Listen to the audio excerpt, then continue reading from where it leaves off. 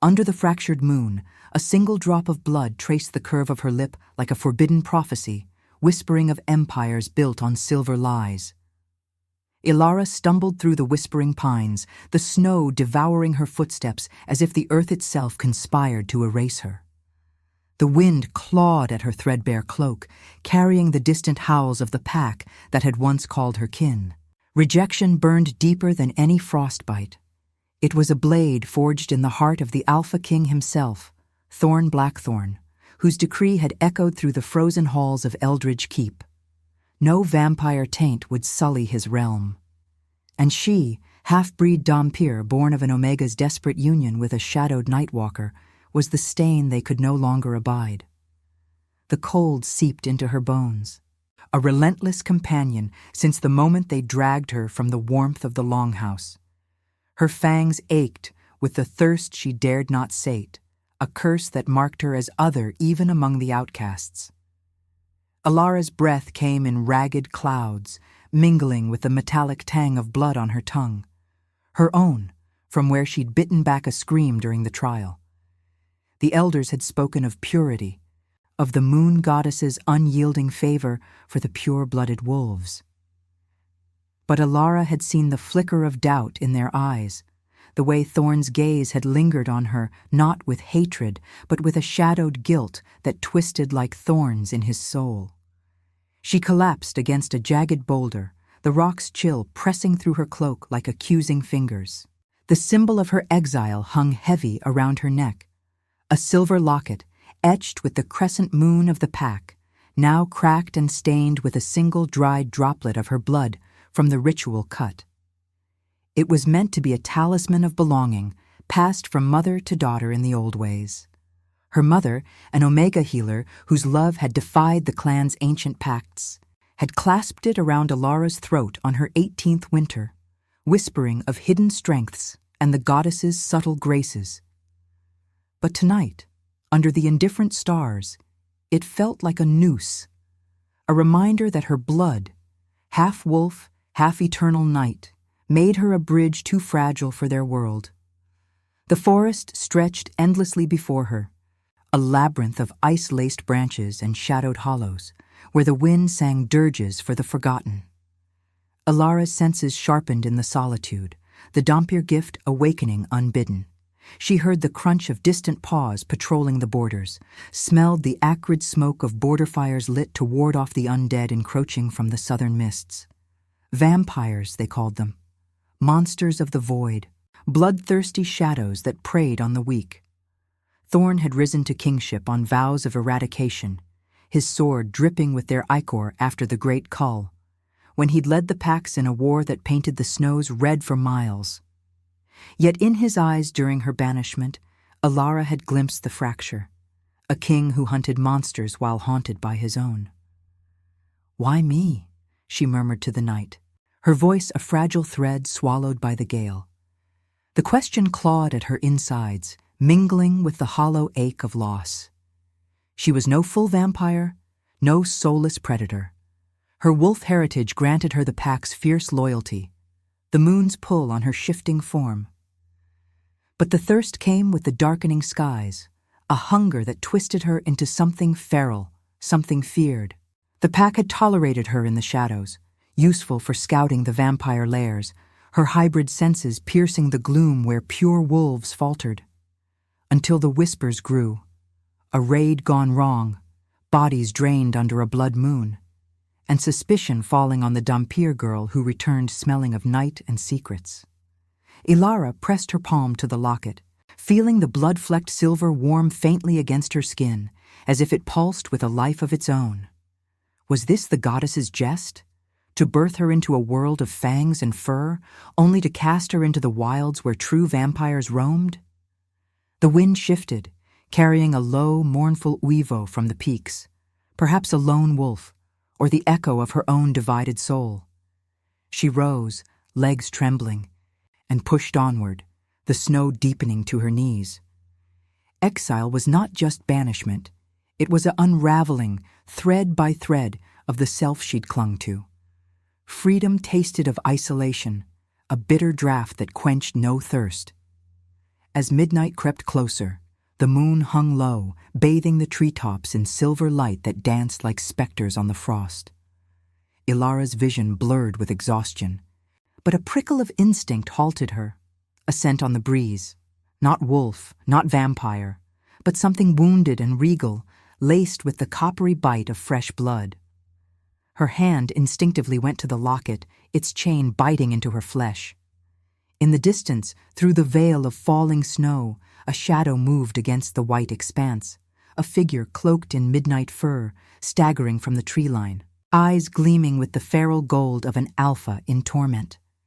She froze, heart pounding a war drum in her chest.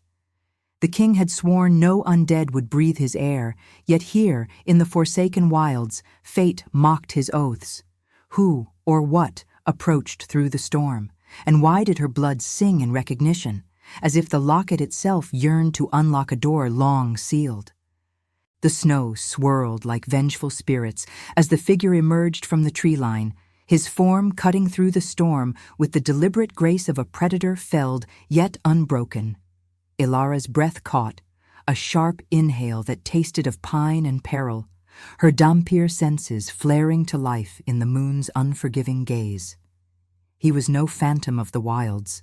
The scent wrapped around her like chains, musk of ancient fur, the sharp tang of spilled blood, and beneath it all, the regal bite of authority laced with despair.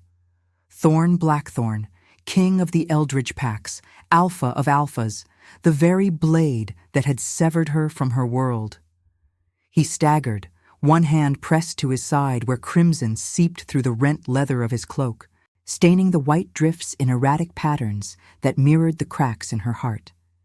His eyes, those golden orbs that had once commanded legions under blood moons, now burned with a fevered intensity, locking onto her with the force of a thunderclap. The wind howled in protest, whipping his dark hair across a face etched with lines of torment, scars from battles long won, but victories that tasted of ash. How had he come here, to this forsaken border where exiles wandered and the undead whispered from the shadows?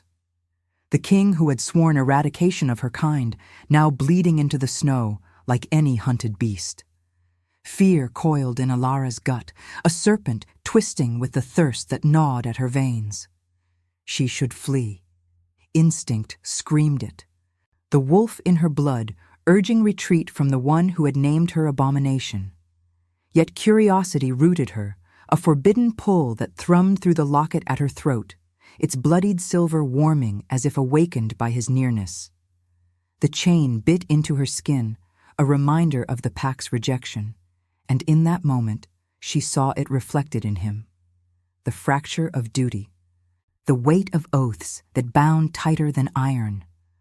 Thorn's gaze flickered over her, recognition dawning like dawn over ice, slow, inevitable, laced with the shock of betrayal.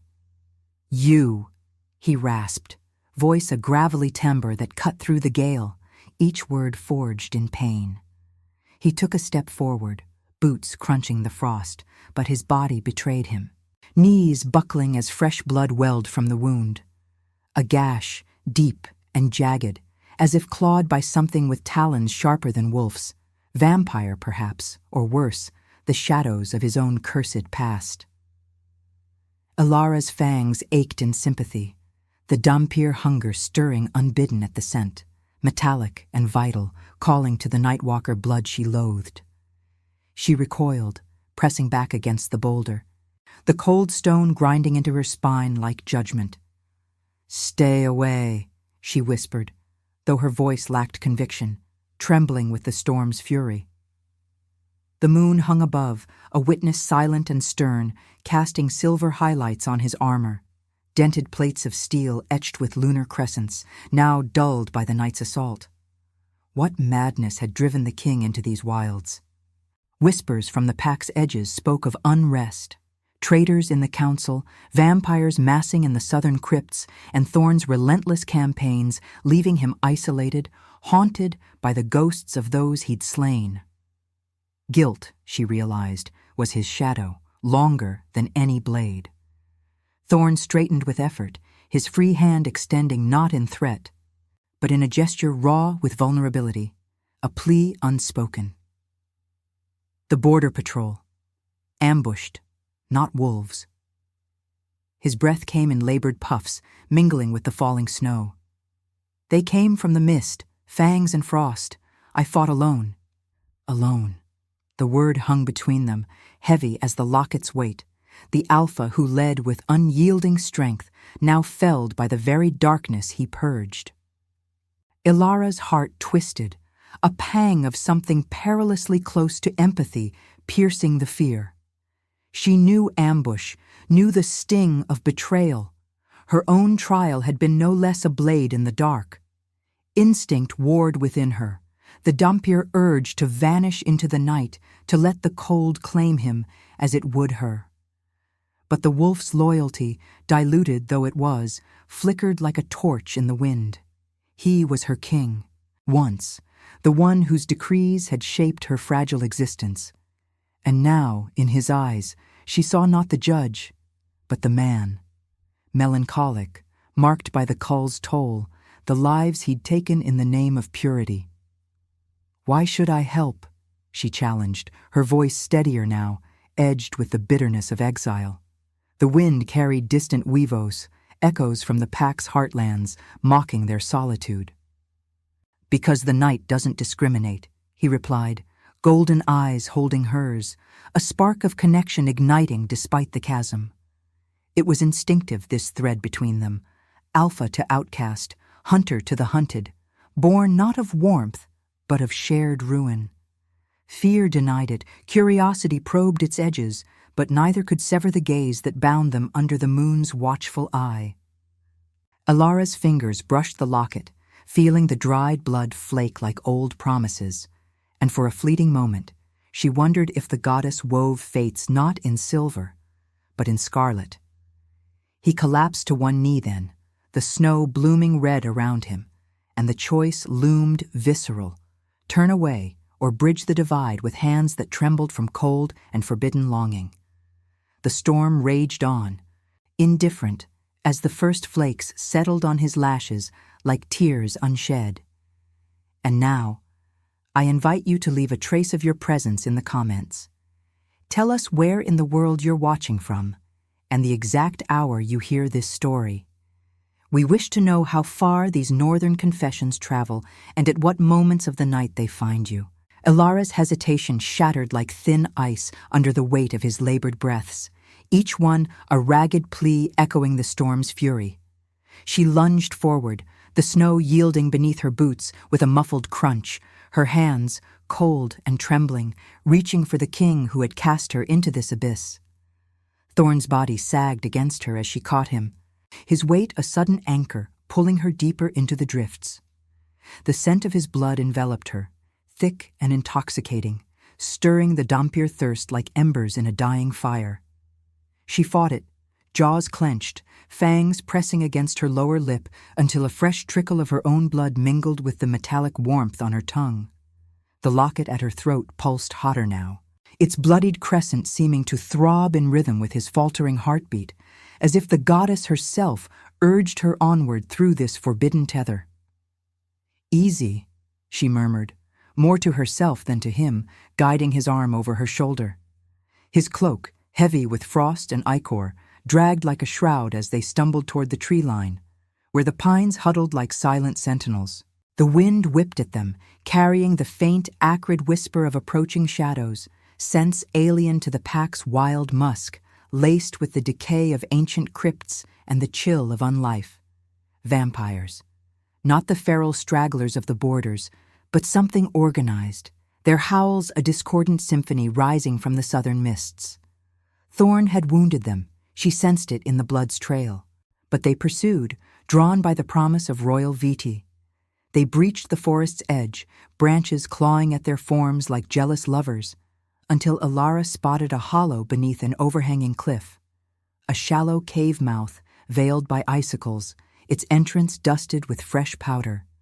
She half-dragged, half-carried him inside, the stone floor biting into her knees as she eased him down. The space was cramped, barely wide enough for two, the air thick with the mineral tang of earth and the faint echo of dripping water. Moonlight filtered through cracks above, casting fractured silver beams that danced across his pale features, highlighting the furrow of pain between his brows. Ilara tore a strip from her cloak, the fabric ripping with a sound like a sob, and pressed it to his wound. Blood soaked through instantly, warm against her chilled fingers, and she swallowed hard, the thirst clawing at her throat like thorns. Thorn's eyes fluttered open, golden slits narrowing in the dimness. "You should not," he rasped, his voice a low rumble that vibrated through the stone. Guilt shadowed his words, heavy as the crown he bore in secret exile from his throne. He had ventured here alone, driven by scouts' reports of a vampire incursion breaching the wards. A test of his resolve, perhaps, or atonement for the cull's unfinished sins. The ambush had come swift, claws and fangs in the blizzard, whispers of treachery from within his own ranks. Now, the outcast he had banished tended him, her touch a mercy he neither deserved nor could refuse. Ilara met his gaze, her own violet eyes, a dhampir mark, flecked with lunar silver, holding steady despite the storm within. "And leave you to the frost, or worse?" The question hung between them, laced with the bite of resentment.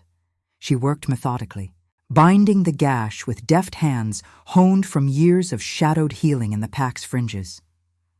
The wound was deep, inflicted by talons that reeked of the void, but not fatal. Not yet. As she tied the makeshift bandage, her fingers brushed the scars crisscrossing his ribs, old marks from the great cull, when he'd led the charge against the vampire covens, sword singing through the night until the snow ran red. Each one told of a king who fought not for glory, but for a purity he doubted in his quietest hours. The distant howls grew nearer, a chorus of hunger slicing through the gale. Ilara tensed, her hybrid senses sharpening. The rustle of undead feet on snow, the subtle shift of mist coiling like serpents through the trees. They were closing in, drawn by the blood's siren call. Thorn shifted, grimacing as he pushed himself upright against the cave wall, his hand instinctively reaching for the dagger at his belt. "They're coming for me," he said, the words etched with the melancholy of a man who had long danced with death. "But they'll take you too if they sense what you are." His eyes lingered on her fangs, visible in the moonlight's glow, and for the first time she saw not revulsion, but a flicker of understanding, the shared fracture of bloodlines at war. She nodded, the locket's chain cool against her heated skin, its dried blood flaking like forgotten oaths. Empathy stirred unbidden, a warmth piercing the cold isolation of her exile. He was no longer the distant king on his icy throne, issuing decrees from afar. Here, bleeding and vulnerable, he was Thorn, the alpha whose guilt mirrored her shame, whose oaths had chained them both. "Then we fight," she whispered, drawing a small blade from her boot, its edge glinting like the moon's promise. The dhampir in her reveled at the prospect, the wolf urging pack loyalty even in banishment. Together, they crouched at the cave's mouth, the storm's roar masking their breaths. The first shadow emerged from the swirling snow, a lithe form with eyes like polished obsidian, fangs bared in a hiss that curdled the air. More followed, 3 in total, vampire scouts, their skin pallid as frost-kissed marble, cloaks billowing like wings of night. They moved with unnatural grace, circling the entrance, their gazes locking on the crimson stains trailing inward. Thorn lunged first, a growl tearing from his throat as he met the lead assailant, blade clashing against claw in a spray of sparks and blood. Ilara flanked him, her movements fluid, the hybrid speed a blur as she slashed at the second, her knife finding purchase in undead flesh that wept black ichor. The cave became a maelstrom of fury, Thorn's strikes powerful and precise, each one fueled by the king's unyielding ethic, sparing no mercy for the monsters he had sworn to end. Ilara danced between them, her thirst channeled into precision, fangs grazing but not biting. A line she refused to cross, even in desperation. One vampire lunged at her, talons raking her arm, drawing a line of fire that burned deeper than cold. She cried out, but Thorn was there, his free hand shoving the creature back, their eyes meeting in the chaos, a silent vow forged in the heat of battle. The last fell with a gurgle, Thorn's dagger buried in its chest, the snow outside blooming with their foul blood. Panting, they retreated into the shadows, the cave's chill wrapping around them like a fragile truce. Ilara's wound throbbed, but the pain was eclipsed by the bond igniting between them, empathy blooming from shared peril, curiosity yielding to a tentative trust.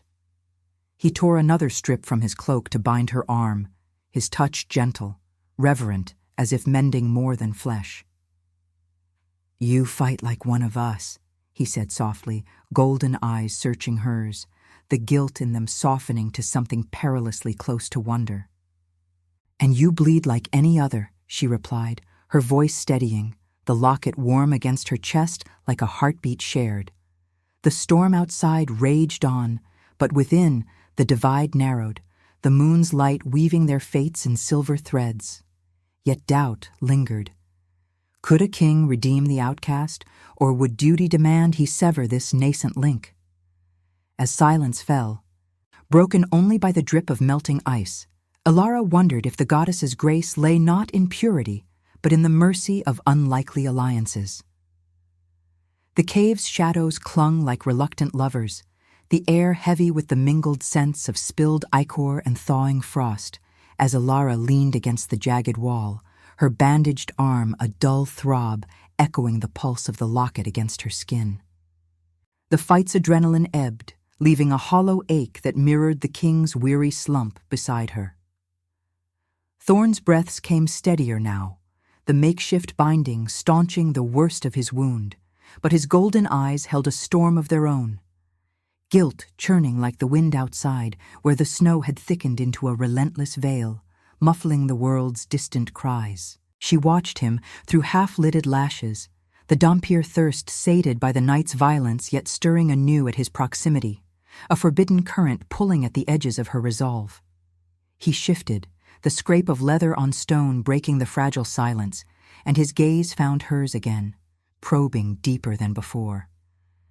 "That blade work," he murmured, voice low and threaded with the melancholy of a throne room's echo. "It was no outcast's desperation. You moved like the moon itself guided you, shadow and strike in perfect harmony." There was no accusation in his tone, only a quiet unraveling, as if the admission cracked the armor of his kingship. Ilara's fingers traced the locket's edge, the dried blood flaking under her touch like petals from a rose frozen in time. She had always hidden her gifts, the hybrid senses that pierced veils where wolves faltered, but tonight, in this sanctum of stone and silver light, the walls of secrecy felt thinner than the cave's icy veil. The moon's glow intensified through the overhead fissures, a fractured beam falling across them like a benediction or a judgment. Ilara felt it first in her veins, a warmth uncoiling from the locket, spreading through her blood like liquid fire, chasing away the chill that had seeped into her since exile. Her vision sharpened, the world tilting into crystalline clarity, the veins of quartz in the rock walls pulsing faintly, as if the earth breathed in rhythm with her heart. Whispers stirred in her mind, not her own, but echoes from the shadows, fragments of memory, sharp as fangs, unbidden and vivid. She saw Thorn not as the king who had banished her, but as the boy who had first drawn his blade in the great cull, the snow beneath his boots slick with the blood of a vampire elder whose eyes had pleaded for mercy he could not grant. Guilt, raw and unhealed, bloomed in her chest like a wound reopening. "What is this?" she gasped, her hand flying to her temple as the visions cascaded. Flashes of betrayal in the pack's halls, a traitor's whisper poisoning the council against the borders, vampires not invading but invited by wolves hungry for power. The locket burned now, its silver chain searing her collarbone, the cracked crescent glowing with an inner light that bathed the cave in ethereal blue. Thorn recoiled at first, his hand instinctively reaching for his dagger, but then he stilled, eyes widening as the glow reflected in his gaze, pulling him into the same torrent. He saw it too, his own oaths fracturing under the weight of deception, the cull's purity a lie woven by those closest to him, and at the heart of it all, a dhampir child, her, born under a blood moon as the goddess's hidden key, a bridge to shatter the encroaching darkness. Ilara's body arched, the manifestation ripping through her like a storm's birth, her fangs elongating involuntarily as the dhampir essence fused with the wolf's lunar call. She was the pathfinder, the forgotten lore whispered in ancient temples, an Omega's heir with blood that revealed truths veiled by night, a gift to heal the pack's divides or doom them in revelation. The cave trembled faintly, dust sifting from the ceiling like stars falling to earth, and in that moment, Thorn's hand found hers, his calloused palm grounding her amid the vision's whirl. His touch was electric, a spark that bound their fates, the king's guilt yielding to awe as he witnessed the scope of her power. The way her blood, half eternal, could unmask traitors and mend the rifts his wars had wrought. "You are no curse," he breathed, voice hoarse with the weight of realization, pulling her closer as the glow faded, leaving them entwined in the dimming light. The locket cooled against her skin, its bloodied stain now a seal of purpose, not shame.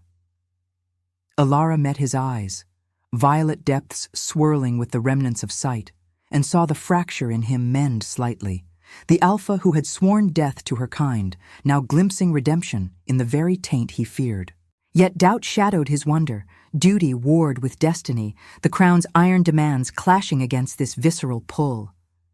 "The pack, they cast you out for this, for being the light in our endless night?"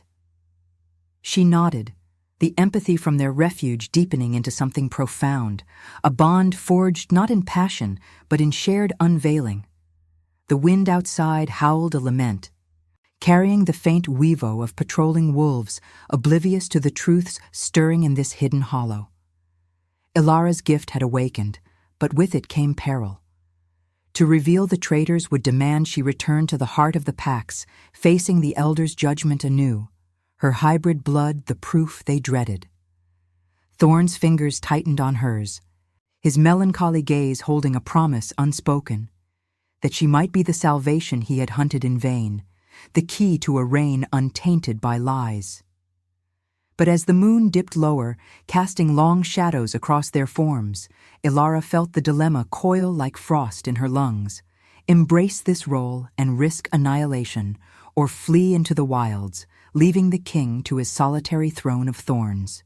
The cave fell silent, save for their synchronized breaths, the locket a quiet sentinel between them, its light dimmed but eternal. In the quiet, Ilara pondered the goddess's cruel poetry. Strength was not in claws or crowns, but in unveiling the heart's hidden wounds, choosing to heal what others condemned. Subscribe if you believe mercy can crown even the fallen. The dawn's feeble light clawed through the cave's fissures like reluctant fingers, painting the stone walls in hues of bruised lavender and steel gray. But the cold lingered, a spectral companion that seeped into Ilara's marrow as she stirred from fitful repose. Thorn's warmth pressed against her side, his body a bulwark against the night's remnants. Yet the visions from her awakening gift coiled in her mind like smoke from a smothered fire, truths too sharp to hold, too heavy to release. The locket rested cool now against her chest, its bloodied crescent a silent oracle, whispering of betrayals that spanned the packs like fissures in ancient ice. She shifted, her bandaged arm aching with the pull of healing flesh, and met his gaze, golden depths shadowed by the weight of what they had shared, a king's melancholy etched deeper than any scar. "We cannot hide here forever," Thorn murmured, his voice a low rumble that stirred the dust motes into lazy spirals. He rose with deliberate care, testing the wound's protest, the makeshift binding stained crimson, but holding. Outside, the storm had broken, leaving a crystalline hush over the forest, the snow blanketed in deceptive peace. Yet Ilara's senses, heightened by the Pathfinder's emergence, caught the undercurrents, the distant thunder of paws on the march, the acrid tang of torch smoke rising from the southern borders, and beneath it all, the metallic whisper of blood oaths fracturing. The traitors she had glimpsed in the locket's glow were no phantoms. They wore the pelts of elders, wolves whose ambitions had lured vampires to the gates, trading purity for power in shadowed councils. Thorn extended a hand, calloused and steady, pulling her to her feet. Their fingers lingered, a fleeting anchor in the unraveling world, but duty's call pulled him taut, his jaw set like forged iron. The pack converges. Scouts will have scented the battle, my blood, their ichor. They come not for salvation, but suspicion. His eyes searched hers, the guilt that had haunted him now laced with a fierce protectiveness, as if her revelation had ignited a flame he dared not name. Ilara nodded, the winds sigh through the pines carrying the first howls, familiar, yet laced with the edge of accusation. The confrontation loomed, not in the wilds, but at the heart of Eldridge Keep, where the past waited like a blade unsheathed. They emerged into the blinding white, the snow crunching underfoot like brittle bones, the moon's echo still clinging to the treetops in silver frost. Thorn led the way, his stride reclaiming the alpha's grace despite the limp, while Ilara flanked him, her dhampir shadows blending with the wolf's resolve. The journey blurred into hours of relentless push, through frozen streams that bit like fangs, past sentinel pines bowed under ice, the air thick with the scent of approaching kin. Her thirst stirred faintly, a reminder of the divide, but the locket's warmth steadied her, its bloodied stain a talisman against the fear gnawing at her edges. What choice awaited in the keep's halls? To unveil the truth and claim her place, or vanish into exile's embrace, sparing the king the ruin of loving the forbidden? By midday, the spires of Eldridge Keep pierced the horizon, jagged crowns of ice and stone rising from the valley like the goddess's frozen throne. Torches flickered along the battlements, their flames dancing red against the white, and the howls swelled into a chorus that vibrated through Ilara's bones, a summons or a hunt. Guards at the gates stiffened at Thorn's approach, their eyes widening from reverence to shock as they beheld the dhampir at his side, her violet gaze unyielding. "The king returns," one barked, but suspicion laced the words. Bows half drawn until Thorn's growl silenced them, a primal command that echoed his fractured authority. The great hall enveloped them in a hush, broken only by the crackle of hearth fires, their golden light warring with the chill seeping from arrow-slit windows. The council assembled swiftly, elders in fur-trimmed robes, their faces weathered maps of loyalty and deceit, and at their fore, Harlan Frostfang, the rival alpha, his silver-streaked mane framing eyes like chipped obsidian. Whispers rippled as Ilara entered, the air thickening with the musk of unease, the metallic undernote of fear sweat. Thorn took his seat at the head, not on the throne but beside it, his wound hidden but his presence commanding, while she stood at his flank, the locket hidden beneath her cloak like a beating heart. "You bring the abomination back?" Harlan snarled, rising with the grace of a predator scenting weakness, his voice slicing the tension like claws through flesh. "After the raid's failure, the borders bleed, and you consort with the taint that invites the Nightwalkers?" The hall erupted in murmurs, the elders shifting, their gazes darting to Ilara as if she were the storm incarnate. She felt the weight of their judgment, a echo of her trial's sting, but the Pathfinder's gift hummed in her veins, urging revelation. Thorn's hand brushed hers beneath the table, a silent tether, his guilt manifesting as a quiet fury. The king who had sworn purity now defending the very shadow he had cast out. "Enough," Thorn commanded, his timbre resonating like thunder over snowfields. The vampires did not breach alone, treachery festers in our midst, invitations whispered to the crypts for thrones of blood. Gasps rippled, but Harlan laughed, a hollow bark that chilled deeper than winter's bite. Lies from a king weakened by his wounds, or perhaps the dhampir's venom clouds your sight. He stepped forward, challenging, his pack's loyalists rising in a wall of bristling fur and bared teeth, the air electric with the promise of war.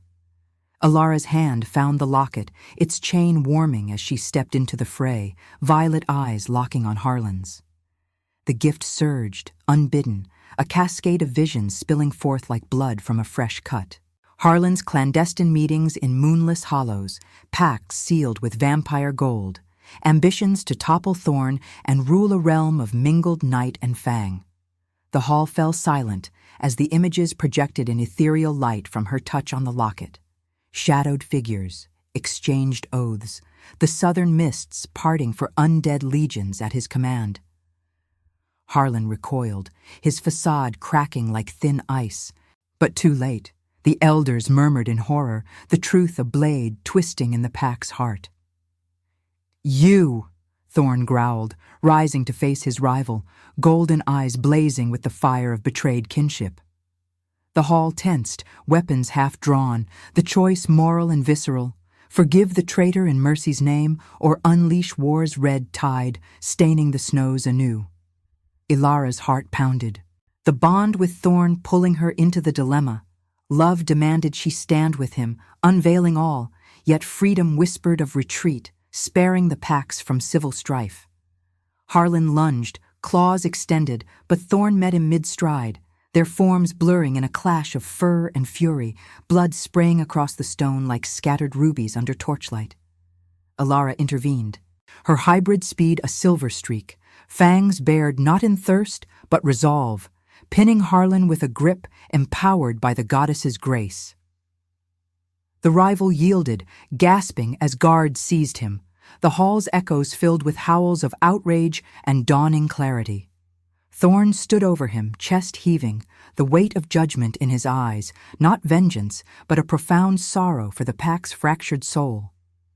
"Mercy or war?" he asked the council, voice breaking the silence like cracking ice, turning to Ilara with a gaze that sought her counsel. The love between them, a quiet rebellion against the oaths that bound him. She met it, the locket pulsing with the blood of truth spilled, knowing the choice would redefine them. Forgiveness might heal the rifts, but war could forge a unity born of fire. The wind outside howled through the keep's walls, carrying the moon's distant call, as Ilara pondered the ethical precipice. Strength lay not in crowns or claws, but in choosing compassion amid the storm, even if it demanded her own sacrifice. The hall held its breath, the fate of realms hanging on the thread of their shared wound, the first drops of blood pooling like omens on the ancient floor. The hall's torchlight flickered like dying stars, casting elongated shadows that danced across the blood-smeared stones, where Harlan's form lay bound and broken, his obsidian eyes flickering with the last embers of defiance. Ilara's grip on his throat eased, her fingers trembling from the surge of her gift, the locket at her chest now a furnace of warmth, its bloodied crescent pulsing in time with the collective heartbeat of the pack. The air hung thick with the scent of iron and fear sweat, the elders frozen in a tableau of shattered illusions, their furred robes whispering against the flagstones as doubt rippled through their ranks. Thorn stood over his fallen rival, chest heaving, the wound at his side seeping anew through the bandage, a crimson testament to the night's toll. His golden gaze turned to her, raw and searching, the weight of the crown fracturing under the moral precipice they shared. "Mercy or war," he repeated, the words a gravelly invocation that echoed off the vaulted ceilings, carved with lunar motifs now mocking in their serenity. The council stirred, murmurs rising like wind through pines, but all eyes converged on Ilara, the dhampir outcast, the pathfinder unveiled, her violet stare holding the truths that could either mend or rend the packs asunder. Her heart thundered, a war drum of divided blood. The wolf in her yearned for unity, for the forgiveness that might heal the rifts her visions had exposed. The eternal night whispered of sacrifice, of vanishing into the shadows to spare Thorn the ruin of claiming her as kin, as more. Love, she realized in that suspended breath, was no gentle thaw, but a forge of choices, demanding she surrender the freedom of exile for the uncertain grace of belonging. Harlan coughed, a wet rasp that broke the tension, his voice laced with venom. Kill me, and the borders fall. The vampires wait. My pact was but the first thread. Mercy makes you weak, Thorn, and her. His gaze slithered to Alara, fangs glinting in the firelight. She's the poison that invited them. The hall bristled, loyalists growling, but Thorn's hand rose, silencing the tide. He knelt beside his rival, the movement deliberate, pained, his face a mask of the melancholy that had shadowed him since the great cull. Guilt not for the slain, but for the purity he had chased at the cost of souls like hers. You were brother once, Thorn said softly, the words carving deeper than any claw. Your ambition twisted what we built, but the goddess teaches redemption, not retribution. Alara stepped forward, the locket's chain biting into her skin like a vow, its glow faint now but insistent, drawing the elder's wary glances. She felt the pack's judgment anew, a chill wind through the hall's warmth, yet the bond with Thorn anchored her, a visceral pull born of refuge and revelation, resisted in fear, but accepted in the quiet hours of the cave. Her gift hummed, offering one final vision, not of betrayal, but of potential. A realm where hybrid blood bridged the night and the wilds, where vampires could be turned from foes to uneasy allies through truths unveiled, not swords. But it demanded union. Her place at Thorn's side, the king's oath rewritten in compassion's ink, risking civil war from those who clung to old hatreds. I choose healing, she declared, her voice steady, resonant, cutting through the murmurs like moonlight on snow. The words hung, a declaration that stirred the air, the locket flaring briefly to project ethereal images, packs united under a blood moon, borders fortified not by eradication, but understanding, the dhampir's light piercing the mists to reveal vampire desperation born of their own exiles. Gasps echoed, but Thorn rose, his hand finding hers publicly now, fingers intertwining in a gesture that silenced the hall. Then so do I, he affirmed, turning to the council. Harlan lives, imprisoned until trial. His confederates will be rooted out, but not with blind fury. Alara stands with us, the Pathfinder, born of our blood and the night's grace. Reject her, and you reject the goddess's weave. The elders shifted. Harlan's loyalists snarling, but the weight of the visions tipped the scales, whispers of assent rising like thawing streams. Harlan's eyes widened in defeat, dragged away by guards, his howls fading into the keep's depths. Yet the choice's cost lingered.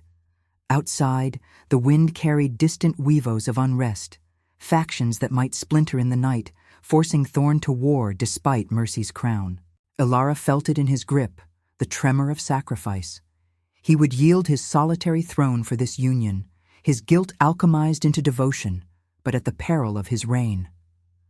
As the council dispersed, the hall emptying into the hush of torchlit corridors, Thorn drew her aside into an alcove where moonlight streamed through a high window, silvering their forms like a benediction.